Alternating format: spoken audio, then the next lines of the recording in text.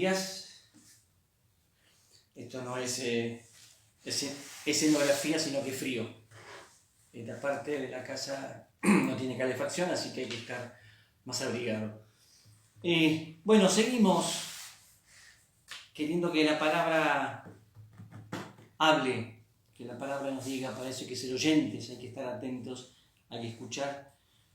Y seguimos con la quinta así llamada carta a la iglesia de Sardes, la más dura de todas, es la más, diría, tajante, es la más exigente, es la más denunciante, inclusive temáticamente justamente es eso, ¿no? Toca quizás una realidad muy posible de cualquier comunidad cristiana, que es la muerte, ¿no? Brevemente, Sardes es la ciudad más antigua de Asia Menor. En un momento tuvo su esplendor, fue centro de un pequeño reino, ¿no? Invadida varias veces, sufrió todo ese tipo de conflictos políticos y militares. Un terremoto del año 17 después de Cristo casi la derrumba, ¿no? Pero fue reconstruida y de hecho pasó a ser una ciudad significativa que con más tiempo, hacia el año 200, tenía una población aproximadamente de 100.000 personas. De lo que es la iglesia, su origen mucho no se sabe, ¿no? Pero hay dos datos que sí son importantes. La ciudad nueva se reconstruyó en otro sector cercano de la vieja ciudad. Aparecen como dos monumentos, ¿no? Un templo significativo a la diosa Cibeles, y una sinagoga, restos de una sinagoga, lo cual habla de por dónde se orientaba el culto de aquella época, pero también de la influencia judía que se tenía en aquel momento. Pero la idea es ir al texto para ver lo que la palabra dice. Es el capítulo 3, comienza el capítulo 3. Escribe al ángel de la iglesia de Sardes, el que posee los 7 espíritus de Dios y las 7 estrellas, afirma: conozco tus obras, aparentemente vives, pero en realidad estás muerto. Permanece alerta y reanima lo que todavía puedes rescatar de la muerte, porque veo que tu conducta no es perfecta delante de mi Dios. Recuerda cómo has recibido y escuchado la palabra. Consérvala fielmente y arrepiéntete. Porque si no vigilas, llegaré como un ladrón y no sabrás a qué hora te sorprenderé.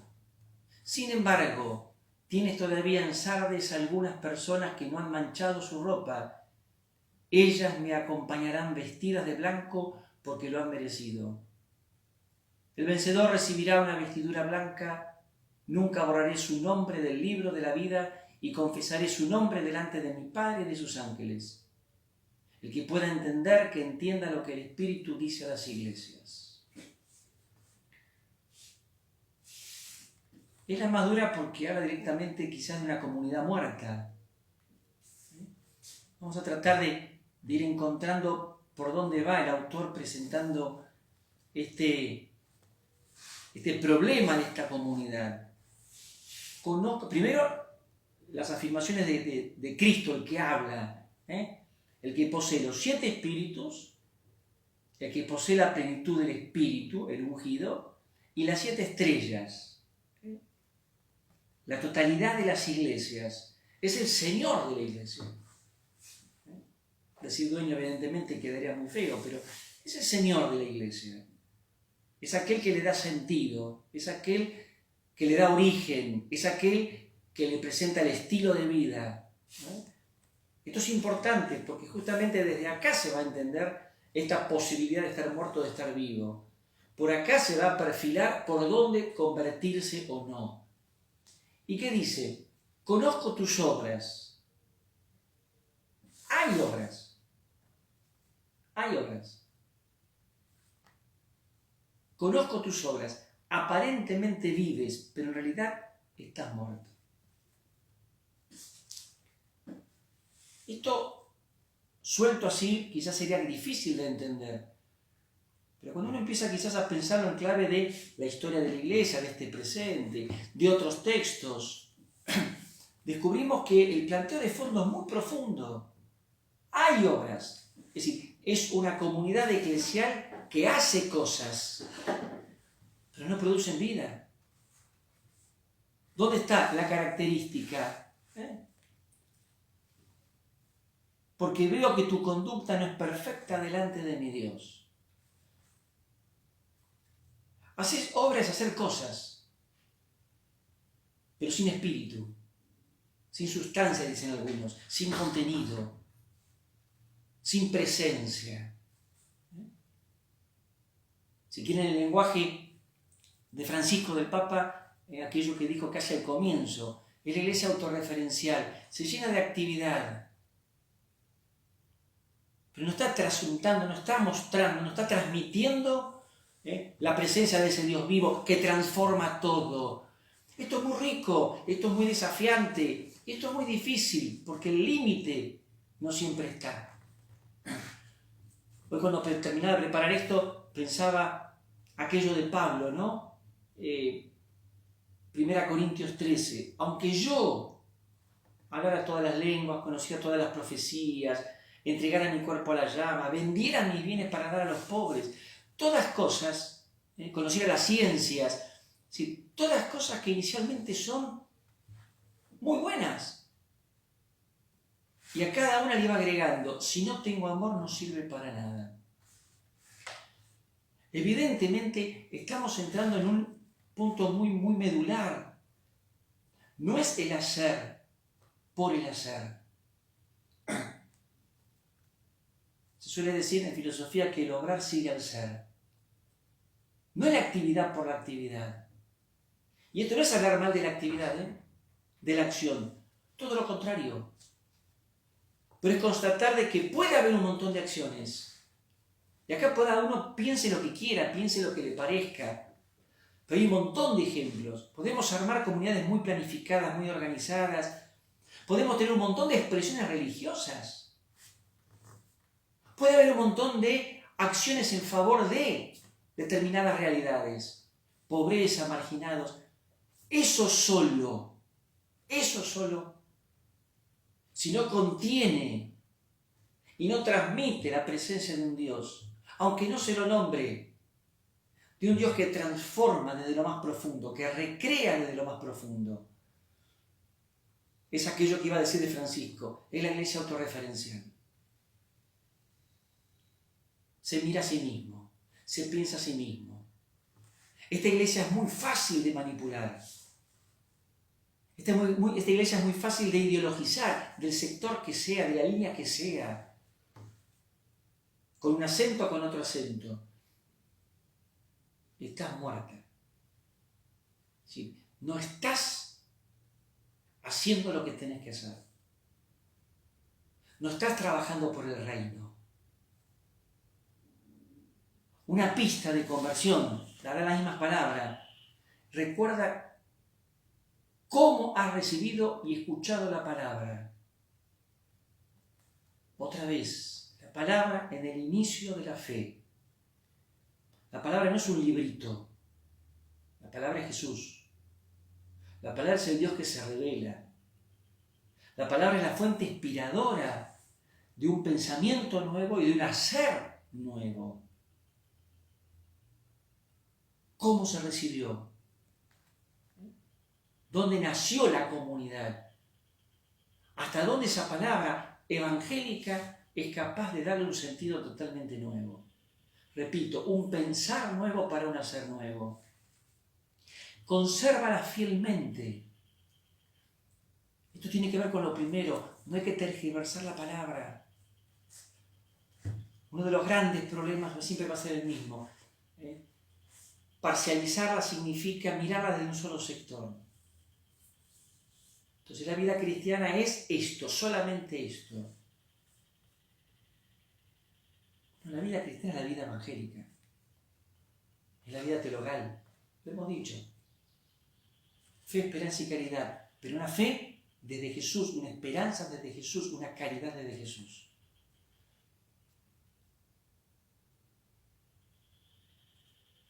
Quizás hay una primera pregunta, ¿no?, que podemos hacernos en lo personal y en lo eclesial.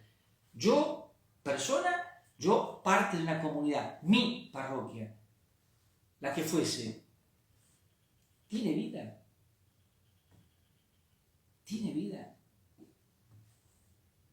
Sí, es el Evangelio actuante. No lo que armamos, Ponte una liturgia bellísima, hueca. Los profetas denunciaban esto, Podemos hablar grupos de oración, autorreferenciales, se sienten bien, nos hacen bien, rezamos. Puedo tener un espacio de caridad interesante. Pero la pregunta es, ¿Jesús es el que va inspirando eso para que la vida de cada uno manifieste el Evangelio? Esto es lo que está planteando el autor, Este arrepiéntete, este convertite, tiene que ver con esto. Ahora, si bien no hay ningún reconocimiento de positivo, hay un dato interesante. Sin embargo, tienes todavía en Sardes algunas personas que no han manchado su ropa. Ellas me acompañarán vestidas de blanco porque lo han merecido. Esto recupera la idea del resto. En la época más oscura de Israel, como consecuencia que fue la segunda deportación a Babilonia, tiempo de crisis profunda de fe, pero que ya venía gestándose en ese deterioro. Un Israel que se sentía cómodo en ciertas cosas. Un resto se mantuvo. Ese resto fue ese pueblo creyente auténtico, que lo puso a Dios en el centro de su vida, que entendió que Dios era quien inspiraba un estilo de vida. Ese resto supo escuchar la voz de Dios a través de los profetas. Y fue madurando. Sobre ese resto se reconstruyó con los costos el pueblo de Israel. Esto pasa muchas veces en la iglesia. Cuando uno hace una memoria de los últimos tiempos, cuántas cosas que numéricamente parecían importantes y se fueron cayendo una tras otra. ¿Por qué? Porque no era Jesús el centro. Pero siempre hay un resto. Esa vestidura blanca, simboliza la participación de la vida nueva del resucitado. Y tiene mucha referencia a San Pablo, revístanse, Efesios capítulo 4, versículo 24, del 22 al 24, despojarse y revestirse. Creo que es un tiempo donde este texto pequeño de la iglesia de Sardes habla mucho de nosotros. Cuántas crisis, cuántos conflictos, cuántos problemas. Cuánta aparente vida, porque hay cosas. Pero el tema es adentro. ¿Qué grado de convicción? ¿Qué grado de certeza? ¿Qué grado de profundidad tiene nuestra fe? Pululan un montón de cosas religiosas. Pero no sé si construimos el reino de Dios. Esto es lo que está detrás. Esto es lo que está detrás. Es la más dura, Conozco tus obras, haces, pero estás muerta. ¿No será esto volver al Evangelio? ¿No será esto lo que salió en nuestra iglesia diocesana en la asamblea? ¿Volver a Jesús? Suena casi extraño. ¿Qué pasó? Quizá nos estamos dando cuenta que construimos un montón de monstruitos religiosos de diferentes ideologías, repito, pero no mostramos el rostro del Señor. Ese Jesús que nos hace profundamente creyentes, con su manifestación religiosa, pero en lo auténtico, no en lo payasesco a veces. Y ese Jesús que nos da una sensibilidad mucho más rica para trabajar al hombre, acompañar al hombre, escuchar al hombre, a todo el hombre.